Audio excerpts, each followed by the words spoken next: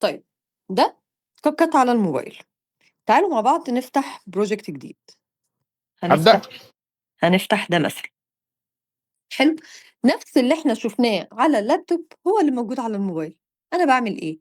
أنا مسكت الفيديو، عايزة أكبّر الفيديو بصوابعي، يعني بحركة صابع مش أكتر من كده، بابدأ أcrop بالشكل اللي أنا عايزه. فاكرين الguideline اللي اتكلّمنا عنها إن إحنا ما نخرجش برّه الspace؟ شايفين هو عامل لي أصلًا خط فوق وتحت بيقول لي ما تخرجيش عنه، يبقى الشاشة بتاعتي المفروض تبقى في الحجم ده، ما اخرجش برّه المسافات دي، أسيب له space آمن عمومًا. جميل، طيب جينا من هنا هاضغط على cut كلمة التقسيم تحت. أخدتوا بالكم من حاجة مهمة هنا، إنه الCapcut على الموبايل باستخدمه عربي، ليه بقى؟ دي نقطة مهمة جدًا، جدًا ومحورية، لإنك لمّا بتيجي تشتغل أي حاجة فيها خطوط والapplication نفسه إنجليزي، بتلاقي الخطوط ضاربة منّك. اللي بيضبط موضوع الخطوط ده إنه الapplication نفسه يبقى عربي. فمن إعداداتك وأنت بتعمل إعدادات من الأول خالص، خلّي الapplication عربي، هتلاقي موضوع الخطوط ده كلّه ضبط. طيب إحنا عملنا إيه؟ ضغطنا على كلمة تقسيم، ضغطت على الجزء اللي أنا مش عايزاه، قُلت له حذف، sorry، ضغطت على الجزء اللي أنا مش عايزاه من العلامات اللي تحت دي، قُلت له حذف. طيب الجزء اللي بعده ده أموره تمام معايا، هاخده هابدأ أعمل له الرسوم المتحركة هي الأنيميشن اللي إحنا شُفناها من شوية، النوم عشان يبدأ النوم بأكشن ويخرج تابع بأكشن.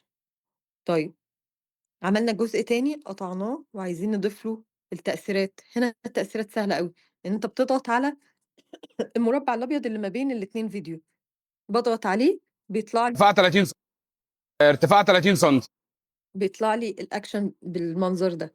طيب عايز أضبطه، اتفقنا إن إحنا هنحط voice، يبقى هاروح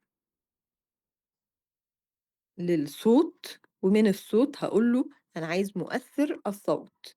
من المؤثرات الرائجة هتلاقي دايمًا الأصوات اللطيفة. ارتفاع 30 سم تاني ارتفاع 30 سم الصوت هنا مش باين لإنه الصوت المصنع نفسه عالي. طب يبقى أنا عايز أعدّل noise الصوت بتاع cancellation. الفيديو العالي، هامسك الفيديو اللي أنا عايزه وأروح أعمل له تقليل الضوضاء noise cancellation. مرتبك ايه؟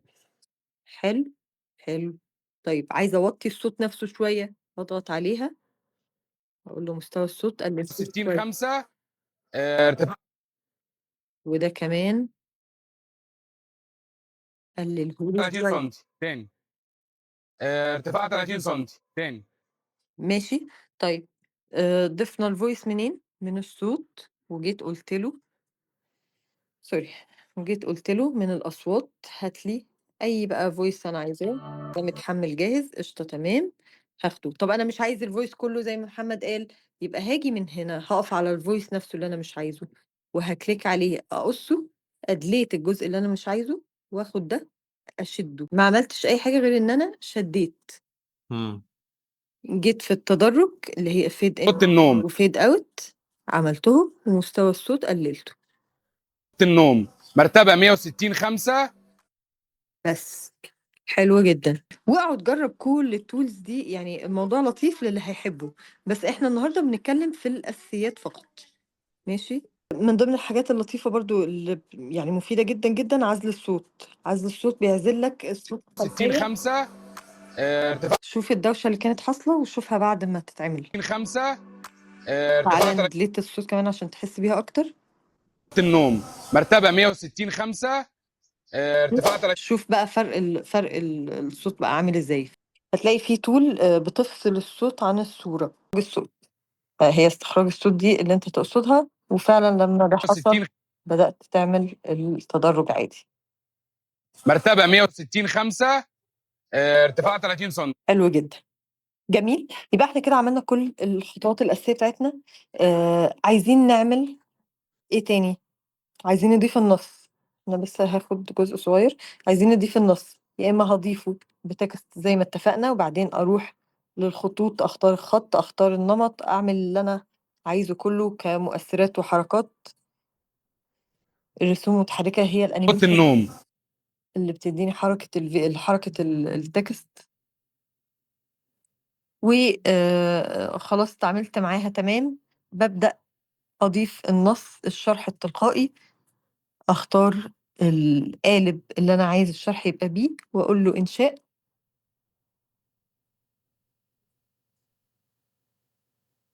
عمل لي الشرح التلقائي بتاعي. أبدأ أكبر الخط، أصغر الخط، يا إما بشكل مباشر وأتعامل معاه من هنا، يا إما باضغط عليها فتبدأ إيه، تعمل لي ثانية واحدة دبل كليك، فيبدأ يطلع لي القوالب بقى وكل التفاصيل اللي بتعدل منها الخطوط. جميل. إمم. خلصت وظبطت، حركت مثلا مش عايزاها، اضغط عليها واعملها حذف 30 سنتي. اخد بالي بقى الشرح التلقائي لما بتعامل مع اي كلمة فيهم هلاقي كل الكلمات بقت في نفس التعديل ده.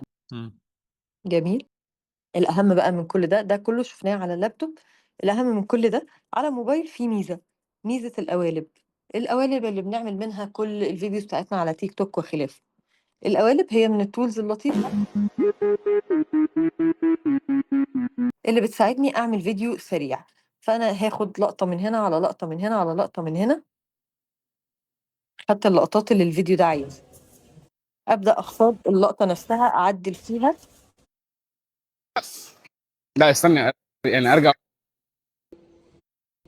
هكبر أصغر، هاخد اللقطة المناسبة. جميل. وهقول له تاني.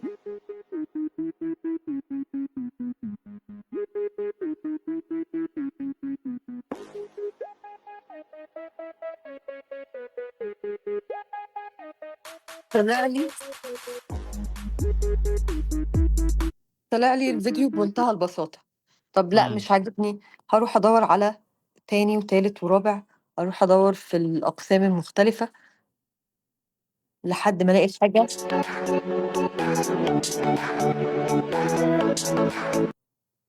ألاقي الحاجة المناسبة ليّا. إمم.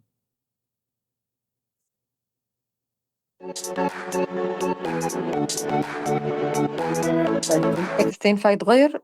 هاكليك عليه double click، هاعدّل.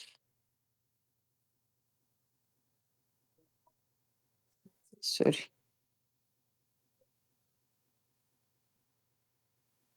أي text هاضغط عليه وهاعدّل عادي جدًا، وحتى أقدر أعدّل في تفاصيل كتير أوي.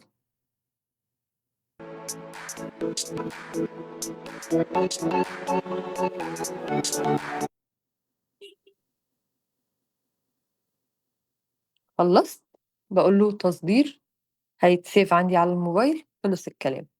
طيب ده باستخدمه في إيه؟ دايمًا باستخدمه مثلًا في promo، في منتج جديد، حاجة عايزة أعمل لها يعني شوية دوشة. الفيديوهات بتاع التيك توك كلّها بنعملها من هنا وهكذا. CapCut هو واحدة من الtools السهلة البسيطة لينا كmarketeers مش متخصصين نعمل بيها كل الفيديوز يعني أي حاجة فيها حركة بنحب نعملها. أبدأ أدوّر على الشيء المناسب للمنتج أو الخدمة اللي أنت بتقدّمها، استخدمه بشكل مباشر.